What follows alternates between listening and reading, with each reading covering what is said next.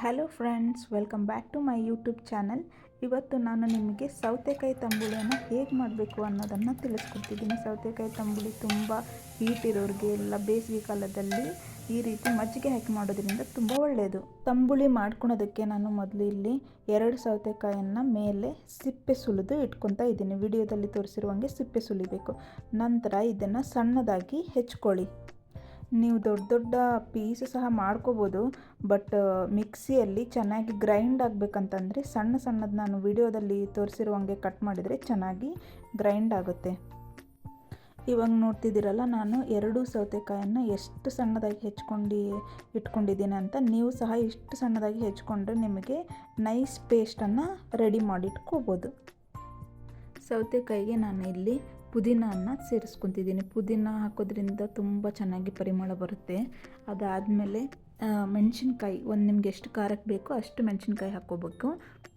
ನಾನಿವಾಗ ಇಲ್ಲಿ 4 ರಿಂದ 5 ಪೀಸು ಕೊಬ್ಬರಿನ ಹಾಕ್ಕೊಂಡಿದ್ದೀನಿ. ನೀವು ಕೊಬ್ಬರಿನ ಹೀಗಾದರೂ ಹಾಕ್ಕೋಬೋದು, ಇಲ್ಲಾಂದರೆ ಹೆರ್ಜೆ ಆದರೂ ಹಾಕ್ಕೋಬೋದು. ನಂತರ ಸ್ವಲ್ಪ ಕೊತ್ತಂಬರಿ, ಅದಾದಮೇಲೆ ನಾನು 1 ಬೆಳ್ಳುಳ್ಳಿಯನ್ನು ಸಿಪ್ಪೆ ಎಲ್ಲ ಸುಲಿದು ಹಾಕ್ತಿರೋದು.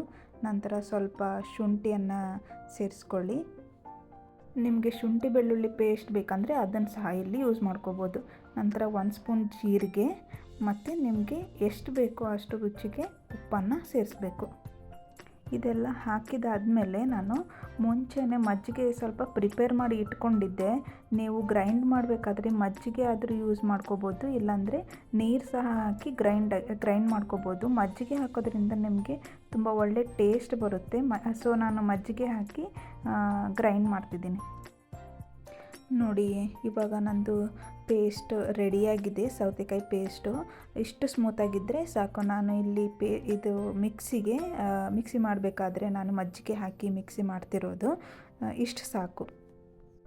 ಇವಾಗ ನಾನು ಒಗ್ಗರಣೆಗೆ ಒಂದು ಪಾತ್ರೆ ಇಟ್ಕೊಂಡಿದ್ದೀನಿ. ಪಾತ್ರೆಗೆ ಸ್ವಲ್ಪ ಎಣ್ಣೆ ಹಾಕಿ, ಎಣ್ಣೆ ಆದಮೇಲೆ ಸ್ವಲ್ಪ ಜೀರಿಗೆ ಹಾಕಬೇಕು. ಜೀರಿಗೆ ಸಿಡಿದಾದಮೇಲೆ 1 ಸ್ಪೂನು ನಿಮಗೆ ಉದ್ದಿನಬೇಳೆ ಹಾಕಿದರೆ ಸಾಕು. ಇದು ಚೆನ್ನಾಗಿ ಟೇಸ್ಟ್ ಕೊಡುತ್ತೆ. ಗ್ಯಾಸನ್ನು ಸಿಮ್ಮಲ್ಲಿ ಇಟ್ಕೊಂಡು ಉದ್ದಿನಬೇಳೆ ಹಾಕಿ, ನಂತರ 1 ಟೇಬಲ್ ಸ್ಪೂನ್ ಎಳ್ಳು ಮತ್ತು ಸ್ವಲ್ಪ ಅರಿಶಿನ ಹಾಕಿ ಇದನ್ನು ಚೆನ್ನಾಗಿ ಕೈ ಆಡಿಸ್ಬೇಕು. ನಂತರ ಇದನ್ನು ಮೊದಲೇ ಮಾಡಿರುವಂಥ ಪೇಸ್ಟನ್ನು 2 ಸ್ಪೂನು ನಾನು ಇದರಲ್ಲಿ ಮಿಶ್ರಣ ತಣ್ಣಗಾದಮೇಲೆ ಇದಕ್ಕೆ ಸೇರಿಸ್ಕೊತಾ ಇದ್ದೀನಿ. ನಂತರ ನಾನು ಮೊದಲೇ ಪ್ರಿಪೇರ್ ಮಾಡಿರುವಂಥ ಮಜ್ಜಿಗೆನೂ ಸಹ ನಾನು ಸೌತೆಕಾಯಿ ಪೇಸ್ಟಿಗೆ ಹಾಕ್ತಿದ್ದೀನಿ. ಇವಾಗ ಇಷ್ಟು ಮಾಡಿದರೆ ನಮಗೆ ಸೌತೆಕಾಯಿ ತಂಬುಳಿ ರೈಸ್ ಜೊತೆ ತಿನ್ನಲು ರೆಡಿ ಆಗುತ್ತೆ. ನೀವು ಯಾವತ್ತಾದರೂ ಈ ರೀತಿ ತಂಬುಳಿಯನ್ನು ಟ್ರೈ ಮಾಡಿದರೆ ಕಮೆಂಟ್ ಸೆಕ್ಷನಲ್ಲಿ ತಪ್ಪದೆ ತಿಳಿಸಿ. Love you all.